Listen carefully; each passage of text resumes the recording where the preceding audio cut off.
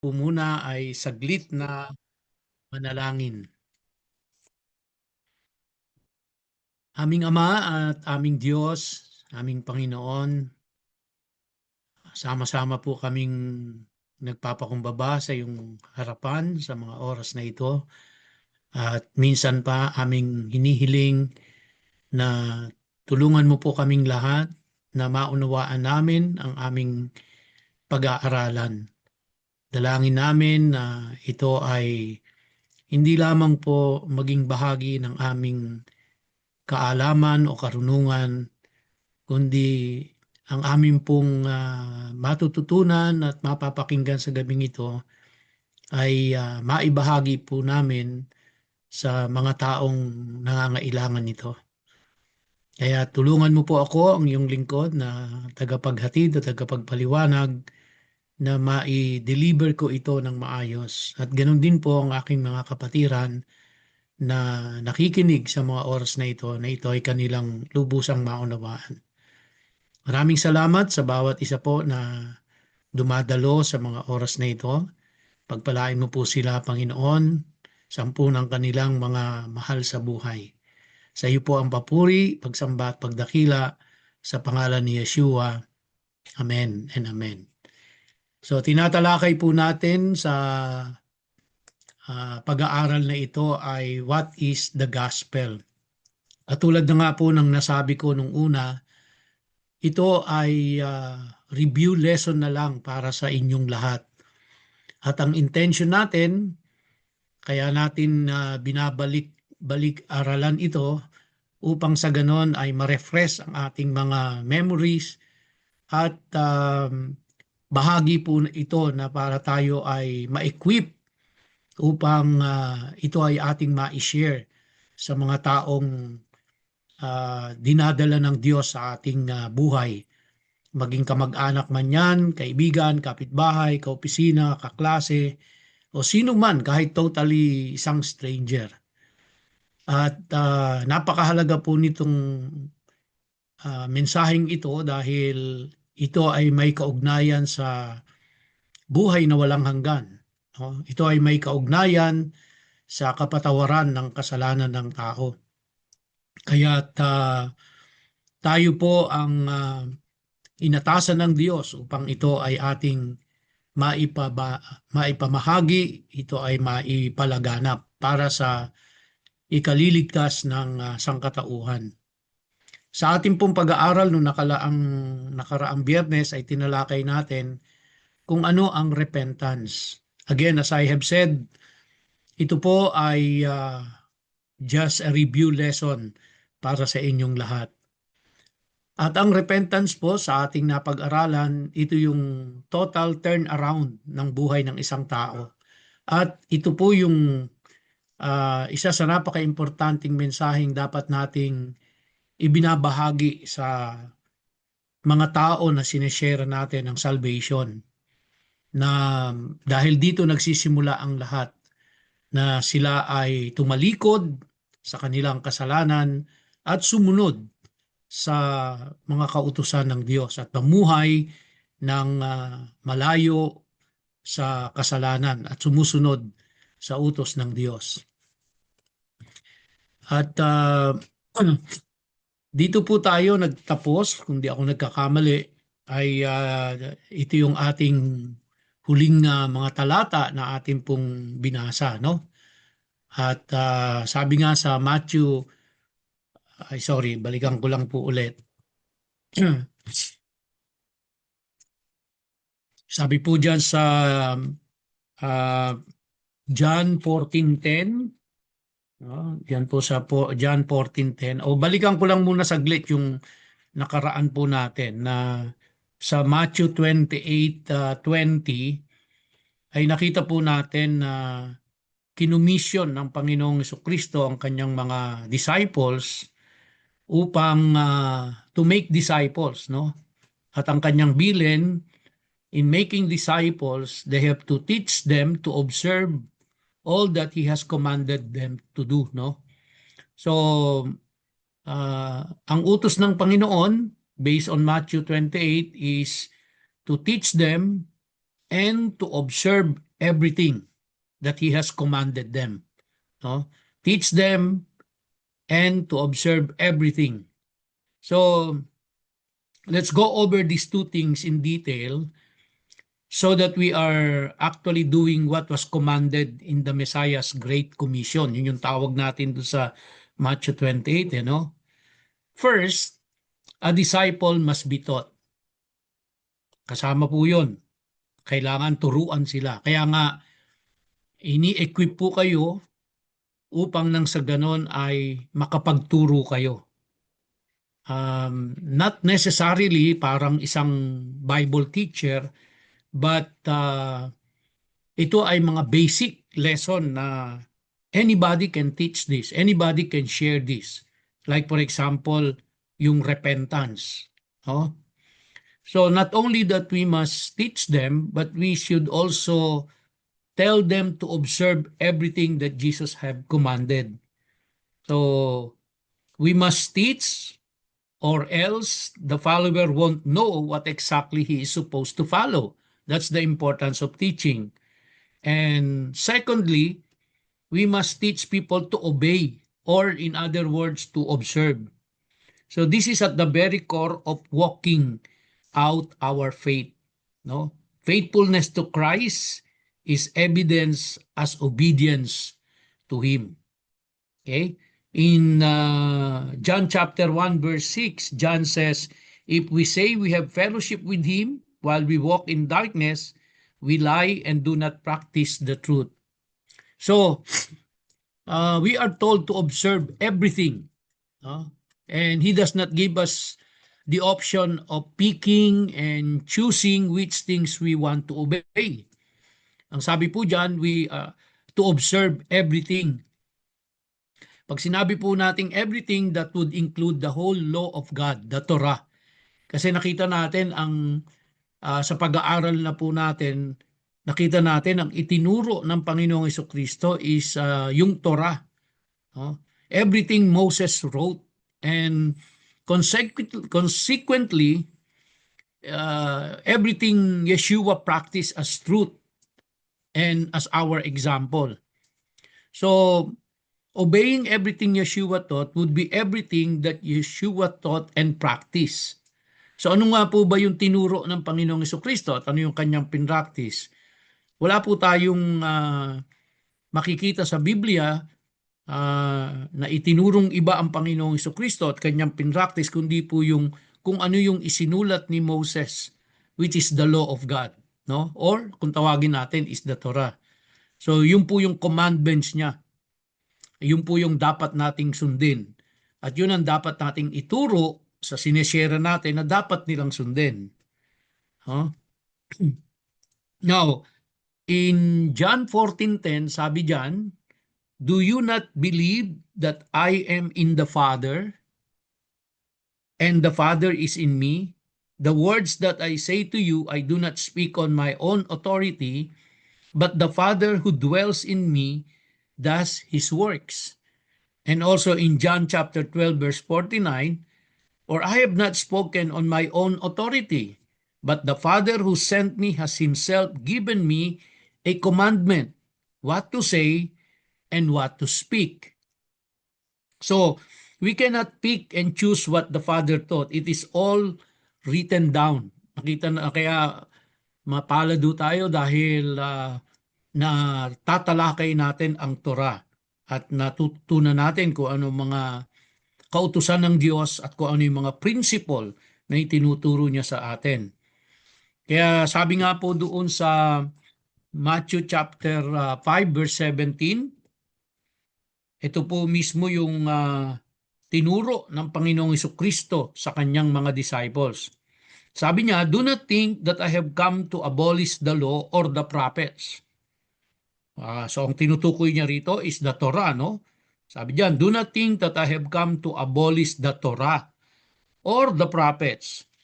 I have not come to abolish them, but to fulfill them. For truly I say to you, until heaven and earth pass away, not an iota, not a dot will pass from the law until all is accomplished. Again, please understand na ang tinutukoy ng Panginoong Jesucristo dito na law is the Torah, no? Yung itinuro ni Moses, yung ibinigay ng Diyos kay Moses. Therefore, whoever relaxes one of the least of these commandments and teaches others to do the same will be called least in the kingdom of heaven.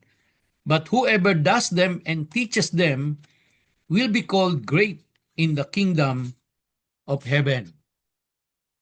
So, maliwanag po mga kapatid na mismo ang Panginoong Jesucristo ay itinuro ang Torah, pinraktis ang Torah, at binilinan niya ang kanyang mga disciples na ituro at ipractice ang Torah. And that is what we must share sa ating pong mga sinesharean, sa ating mga dinidisciple. Yan po yung ating dapat na itinuturo sa kanila. So, Yeshua clearly explained to his disciples that he was not doing away with the commandments written at Sinai. He was not getting rid of the commandments or the law. In fact, he even emphasizes the need to teach these very same commandments down to the last detail. And it includes the very least of the commandments given at Sinai. Kaya po, ito rin ang dapat nating itinuturo, ito rin yung dapat nating sineshare, no?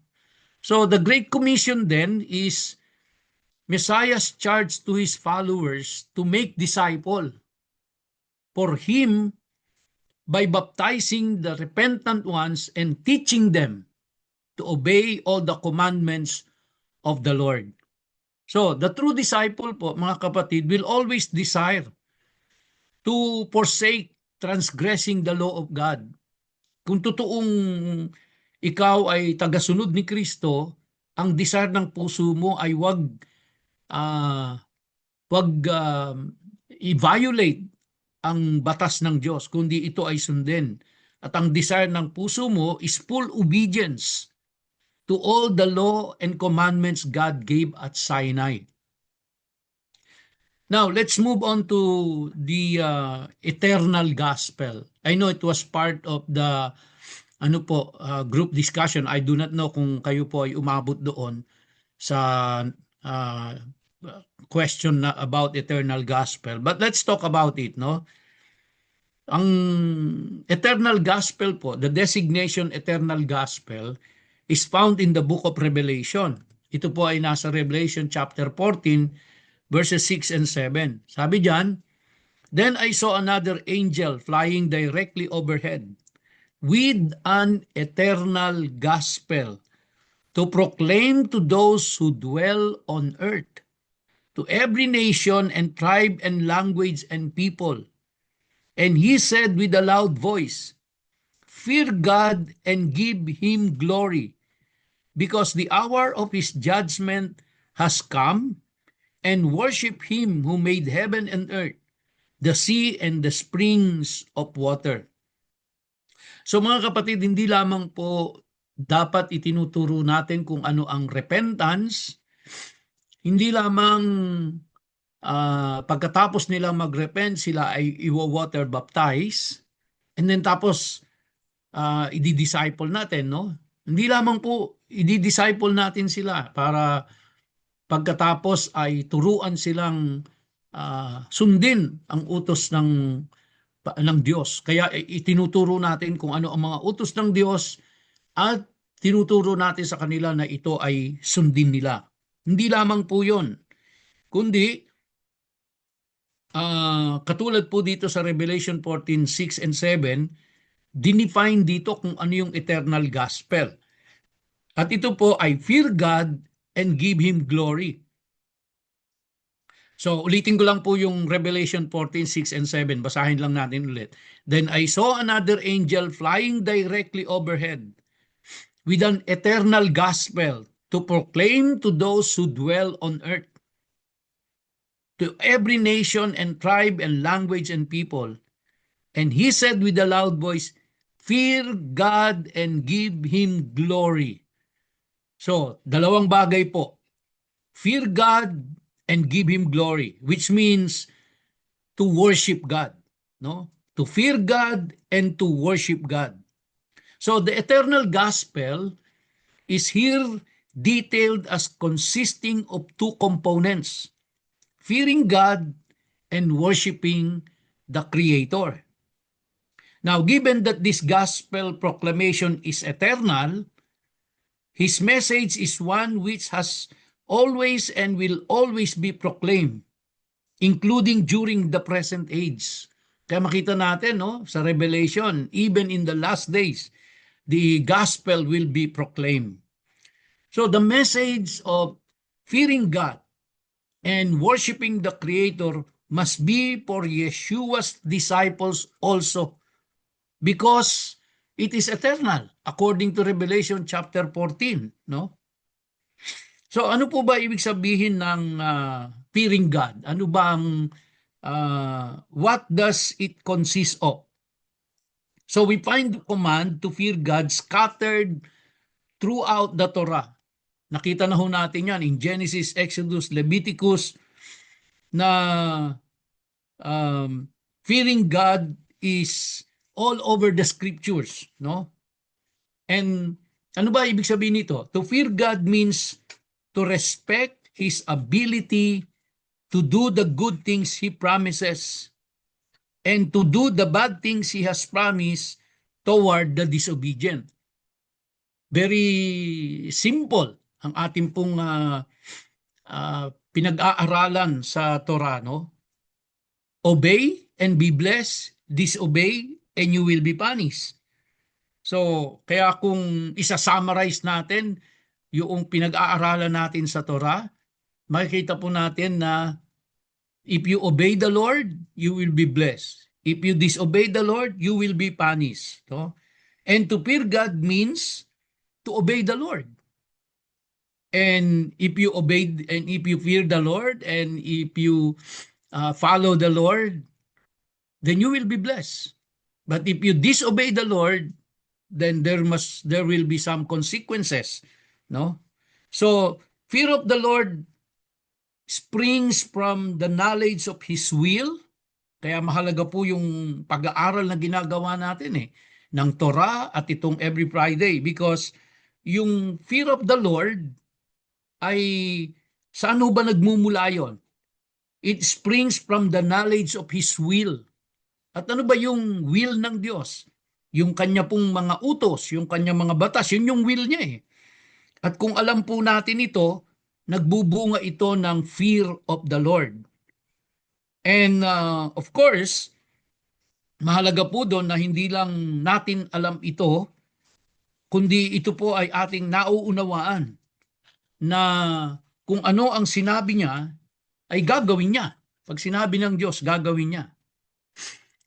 So para pong parang human father na takot ang kanyang mga anak sa kanya kapag naglatag siya ng mga rules and boundaries at nag-establish siya ng punishment kapag ka binviolate yung mga rules na ito at binrake yung mga boundaries na ito. So kaya yung mga anak, they fear their father, they fear their parents kasi nga mayroong mga sets of rules and boundaries at nag-establish din ng punishment yung mga magulang sa mga anak kapag violate nila yon. So the same thing, ang ating Diyos Ama ay nag-establish siya sa atin ng mga rules, which is the Torah, naglagay siya ng mga boundaries, no? At ganun din ang principle. Kapag violate natin yung rules, kapag violate natin yung mga boundaries na sinet ng Diyos, then may karampatang kaparusahan. May karampatang punishment po ito. And this is what we must share also doon po sa mga sineshare natin. Na let us not be ashamed, let us not be afraid of telling them that if you violate God's rules, if you violate God's boundaries, you will be punished. But if you obey Him and follow Him, you will be blessed. So that's the condition, no? ng Panginoon. Kaya it is so important that we have the knowledge of His Word and that we ourselves are practicing it so that we can also teach others and tell them to observe the rules and boundaries of God. So, ganyan po ang ating Heavenly Father. So, fear of God means adjusting our behavior in light of the real sense of consequences for our lifestyle choices. Di ba? Kailangan po talagang complete turn around eh. Pag sinabi nating nag-repent tayo, talagang tumalikod na tayo doon sa ating mga makasalanang pamumuhay at sumunod sa ating Panginoon dahil nauunawaan natin na kapag violate natin yon at nag-exceed tayo sa mga boundaries ng Diyos, then may consequences yon, no? So when we read of fearing God in the law, it is accompanied with instruction about obedience to the rules. Sabi nga po sa Leviticus 19:14, you shall not curse the deaf or put a stumbling block before the blind, but you shall fear your God. I am the Lord. And in Leviticus 19:32, it says, you shall stand up before the gray head and honor the face of an old man, and you shall fear your God. I am the Lord. So ito, tinalakay na natin, no? Yung sa Leviticus chapter 19, na kung saan dapat yung ating mga elderly, yung ating tatay at nanay, yung mga old man, dapat po ay ino-honor natin sila. Okay? At kapag ginagawa natin yun, we are basically telling everybody that we fear the Lord. And this is also what we must teach our disciple, our children, our grandchildren. No? In Leviticus 25, verses 17 and 18, it says, you shall not wrong one another, but you shall fear your God. For I am the Lord, Yahweh, your God. Therefore you shall do my statutes and keep my rules and perform them, and then you will dwell in the land securely. No? So, fear of God means to obey His instructions in light of the fact that there is blessing in it for you and for your family. When you do obey, of course the Lord will bless you, but punishment will follow if you don't. Kaya very simple yung mathematics. Obey and be blessed, disobey and be punished. No? So, this point is brought home actually in the section we covered already about the promised blessings over those who obey the commandments of the covenant and the curses towards those who disobey the commandments. Paulit-ulit po yan, paulit-ulit, no? Maganda rin naman yan dahil nare-remind tayo parate. Sa Deuteronomy 28, verses 58 to 59, sabi po dan, if you are not careful to do all the words of this law, the Torah, that are written in this book, that you may fear His glorious and awesome name. No? Sabi diyan, that you may fear His glorious and awesome name, the Lord your God. Then the Lord will bring on you and your offspring extraordinary afflictions, afflictions severe and lasting, and sicknesses grievous and lasting. So here, refusing to fear Yahweh is clearly equated with refusing to obey all the words of these instructions. So to fear is to obey. So which means if you obey the Lord, that means you fear God. So kaya this is what we must teach not only to our disciples but also to ourselves. Na when we obey the Lord, that means we are fearing God, no? Now, let's move to another topic. So, fearing God and then worshiping. Oh. So, ano po ba ibig sabihin nung worship the one who made heaven and earth, the sea and the springs of water? So, kaya yung pong repentance entails fearing God and also at the same time worshiping the Lord. So let's move to worship. Again, worship is defined by the instruction of the first four of the Ten Commandments. Kung nare-recall niyo po yung Exodus chapter 20, we are commanded not to have other gods, no? Not to carve or form an image or idol so that we may use it in our worship of Him. We are also commanded not to minimize or devalue His name, meaning His authority. We are also commanded to set apart the seventh day unto Him. So, in performing these four commandments, we are worshiping God in truth. So nakita natin, no, na obedience is worship also. Obedience is fearing God. So when we obey the Lord, no, we are in effect worshiping Him. So kaya hindi lang po ito yung pag Sunday, umakawit tayo, nagtataas ng kamay, no, at tinatawag natin na worship yon. Kundi ang worship po pala ay may kaakibat na pagsunod sa kanyang mga salita, sa kanyang mga utos, no? So to worship simply means to bring ourselves low. This is because we cannot raise up the Most High, no? He is already the Most High. Kaya hindi na natin siya pwedeng itaas pa dahil Most High na nga. All we can do is make ourselves lower in humble obedience to His authority. Now, the expression po na worship the one who made heaven and earth, the sea, and the springs of water in Revelation chapter 14 verses 6 and 7 has a special connection to the commandment about the Sabbath. Now, here is another sensitive issue, no, about Sabbath. In Exodus chapter 20 verse 11, no, na daanan na po natin ito sa pag-aaral natin, we see that the fourth commandment says to set apart the seventh day. Because in 6 days, Yahweh made the heavens and the earth and the sea and all that is in them. And He rested on the seventh day. Therefore, Yahweh blessed the Sabbath day and sanctified it.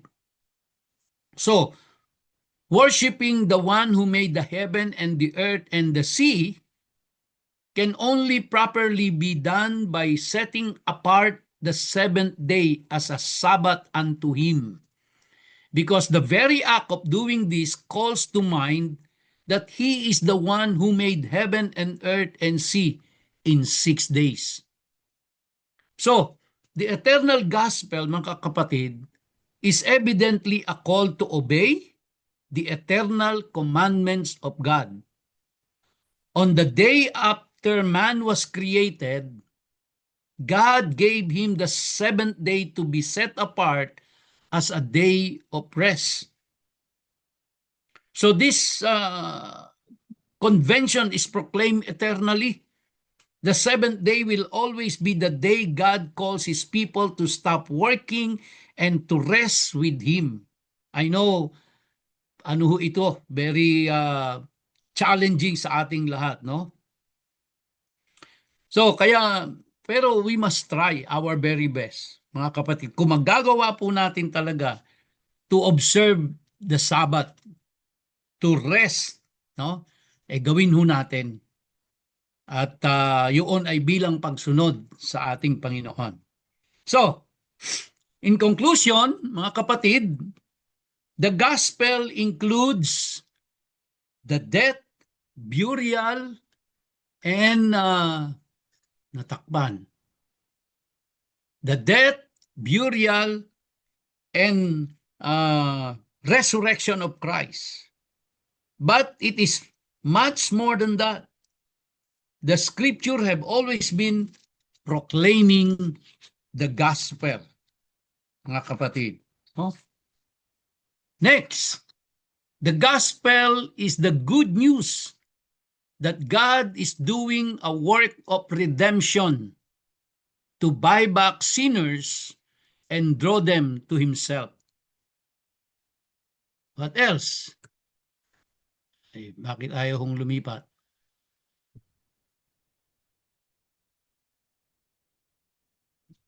Dali lang mo, ayaw lumipat. Yon. So, Abraham proclaimed the gospel by showing that the righteous one will live by faithfulness. No? Abraham obeyed the instruction of Yahweh and was the example of faithfulness to all who will follow in his footsteps. And even the Gentiles will be brought into covenant relationship with the Messiah by walking as Abraham did. And remember, the promise to Abraham included his offspring, blessing all nations. Next, in our conclusion, the law of Moses proclaimed the gospel by explaining that the word of the commandment is near you, in your heart and in your mouth. It is not difficult to reach or attain. If one will seek to obey all the commandments that Yahweh has instructed, there will be life and peace and blessing. But even those who refuse to obey and who will be subsequently scattered throughout the earth will have descendants who will repent and return to the Lord in obedience to the instruction of Scripture. Ano pa po? Moses also proclaimed the gospel in shadow form by giving the appointed times of worship which depict the work of redemption which Christ is performing. Part of the conclusion, his death and resurrection, enthronement as high priest, and his return on the clouds to fulfill the promises, bring judgment on all, and establish his reign of righteousness on earth. Ano pa po? Both John the Baptist and Yeshua proclaim a message of repentance from sinful habits and subsequent obedience to the written commandments of Scripture as the way of attaining life. And then Christ emphasized that he had come to explain and carry out the commandments of the law. Christ also said he came for the lost sheep of the house of Israel, revealing the solution for the mystery of the gospel through his death and resurrection as taught by Paul.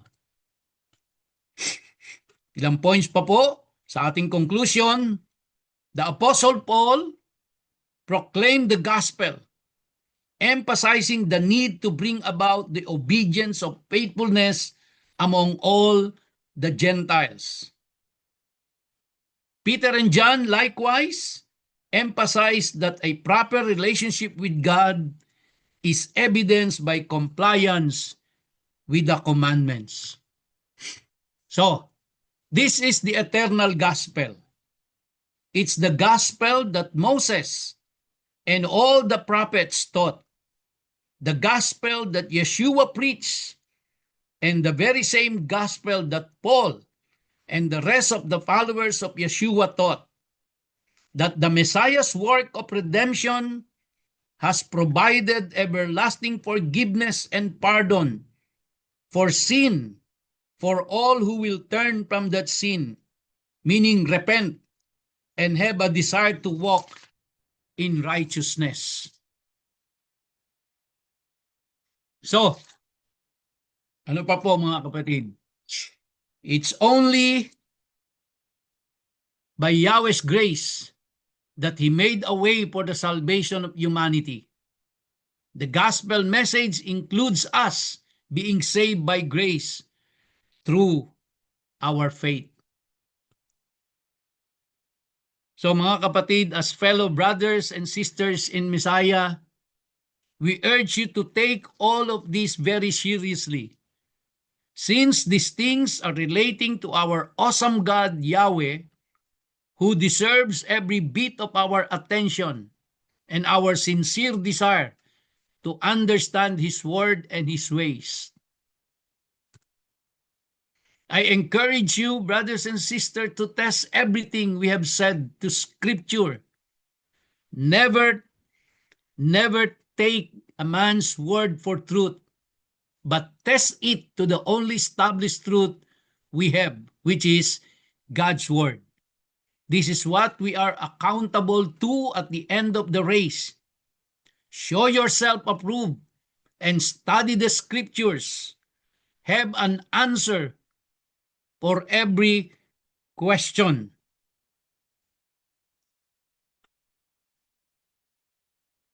Sana po tayo natakpan. So, konti na lang po mga kapatid. Be a witness. Every one of you, be a witness. Contend for the faith once delivered to the saints.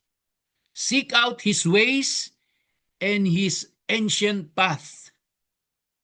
Test your heart and ensure that it desires God's ways and not the ways of the world, doctrines of men, or the traditions of our fathers. As Yeshua stated, we can do many things in God's name. But if we were not doing it out of pure love and obedience to Him, then it matters not. In fact, our heart can still be so far from Him that He could state, I never knew you, depart from me, you workers of lawlessness. It is our faith in Yeshua that matters. However, if there is no evidence of faith in your life that is demonstrated by a sincere interest in the keeping of God's commandments, then begin asking yourself why you do not trust God's ways as truth and the way we should live. Ilang statement na lang po, patapos na ako. We need to humble ourselves and seek truth in the place where truth is written. We cannot pretend to invent truth, but only have it delivered to us through His Word. Now, mga kapatid, you have now studied the whole gospel as presented by the whole Bible. We hope that this teaching has blessed you, and remember, continue to test everything. Shalom. God bless us all. Tayo po ay magsara sa panalangin at tayo po ay pangunahan ni Ate Adzi.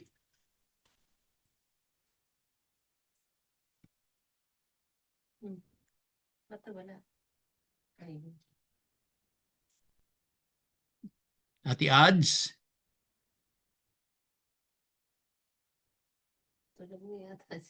Ate Adz. Unmute, yes. Oh, yes, Pastor. Yeah. Okay. Kasi hindi po na-mute earlier. Okay. Good evening, everyone, brothers and sisters. So for our closing prayer, we share this verse. This is from Mark 8, verse 35. Whoever wants to save their life will lose it, but whoever loses their life for me and for the gospel will save it. Let us bow down our heads in prayer. Father God, we thank you for all the blessings you bestowed upon us this week, physically, mentally, emotionally, materially, and most of all, spiritually. Almighty Father, we thank you for this weekend service rendered by our dear Pastor Dante, together with the facilitators and multimedia and singers. Thank you for this opportunity of serving you, Father. Bless all leaders and members and their families of COG before. Thank you, Father, for being with us every time we need you. Father, help us to spread and share your word boldly to those non-believers or strangers. Also pray for those who are weary and anxious. Give them hope. And for those who lost their loved ones, please comfort them. Father, we pray for our country. Enlighten and guide our leaders to serve our nation with dignity and compassion, to serve according to your will. Help us to overcome and recover our economic and political condition. Father, bless us all with good health and abundance for the days and weeks to come. Help us to obey, follow, and worship you according to your will. We praise and glorify your name. In Yeshua's name we pray. Amen. Amen. Maraming salamat, Ate Adsi. At salamat din po sa ating mga facilitators, maging sa ating praise and worship team, sa ating multimedia, and to all of you who attended our Friday weekend worship service. Thank you so very much po from the bottom of my heart. And we'll see each Yeah. other again on Sunday. God bless us all. Thank you. God bless you po, Pastor Thank you, Dante. Pastor. Salamat Thank you po. po, Salamat. Pastor.